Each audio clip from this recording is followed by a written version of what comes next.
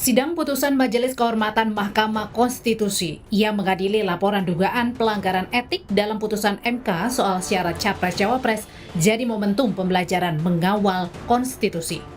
Laporan yang masuk ke Majelis Kehormatan MK sudah melalui tahap pendahuluan dengan memeriksa pelapor dan juga tahap pemeriksaan terlapor, yakni 9 hakim konstitusi.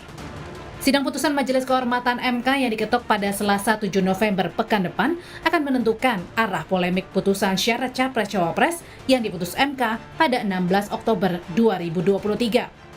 Putusan MK soal syarat usia Capres-Cawapres lahir ketika ada 7 gugatan yang masuk pada MK meminta judicial review syarat usia Capres-Cawapres. Dari 7 gugatan yang masuk ke Mahkamah Konstitusi, hanya satu yang dikabulkan oleh Mahkamah Konstitusi, yakni perkara nomor 90 dengan penggugat seorang mahasiswa bernama Almas Sakibiru. Dalam gugatannya, ia meminta MK mengubah batas usia Capres-Cawapres menjadi 40 tahun atau berpengalaman sebagai kepala daerah.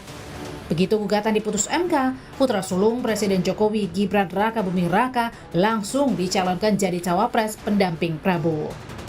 Bertolak dari putusan MK, sebagian masyarakat menduga ada dugaan pelanggaran etik dan konflik kepentingan pada Ketua MK Anwar Usman dalam memuluskan keponakannya Gibran Rakabuming di bursa Pilpres.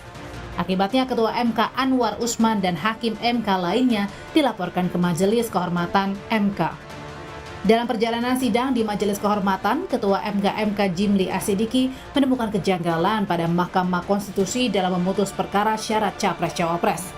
CCTV yang berkaitan dengan penarikan permohonan dan pencabutan dan kemudian diajukan lagi ya. Ya kita periksa apa salahnya di mana. Kan belum tentu salah juga. Ya itu bagian dari itu. Persoalan manajemen registrasi dan persidangan.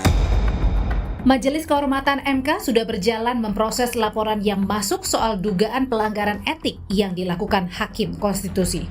Mahkamah Konstitusi sebagai amanat dari produk reformasi harus dijaga marwah dan kewibawaannya. Ketika ada pelanggaran di dalamnya, maka marwah MK harus dikembalikan. Masyarakat pun harus menerima dengan legowo apapun yang menjadi keputusan Majelis Kehormatan MK pada pekan depan. Kini saatnya kita mengawal, menjaga, dan mengembalikan fungsi Mahkamah Konstitusi.